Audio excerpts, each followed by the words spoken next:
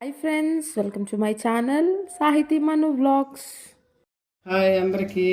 ఈరోజు దోసకాయ పచ్చడి చేసుకుందామండి. దోసకాయ పచ్చడి ఎలా చేసుకోవాలో ఒకసారి చూపిస్తానండి. మీరు చేసుకోండి, ఇష్టమైతే చూడండి. పచ్చిమిరపకాయలు ఇలా ముక్కలు చేసుకోవాలి, పొగులు తీయని. ధనియాలు, జీలకర్ర, వేరుశనగపప్పు వీటిని వేయించుకుందామండి. దోసకాయ ముక్కలు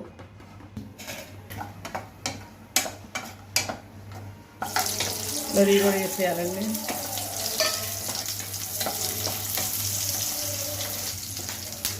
ప్లేట్లోకి తీసుకుందాం.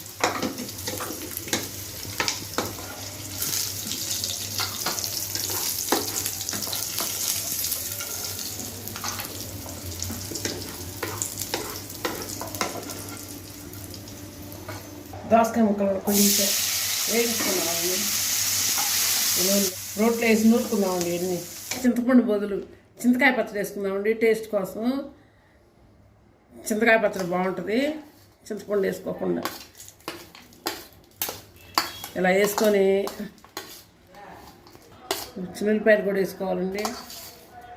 చిన్నపాయలు నూరుకోవాలి.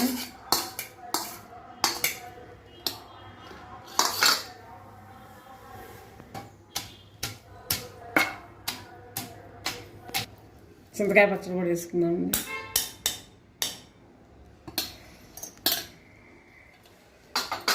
ఇప్పుడు దోసకాయ ముక్కలు పోసుకుందామండి.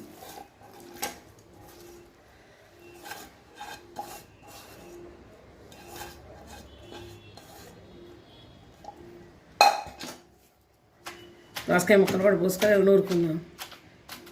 చింతకాయ పచ్చడిలో ఉప్పు ఉంటుంది కాబట్టి అవసరం ఉండదండి. సామాన్యంగా చూసుకొని కొంచెం తగ్గితే వేసుకోండి. తాలింపు పెట్టుకోవాలండి.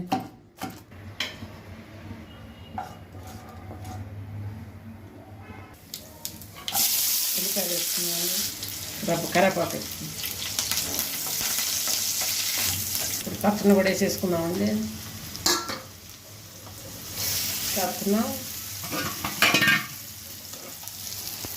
Thanks for watching. Don't forget to like, share and subscribe.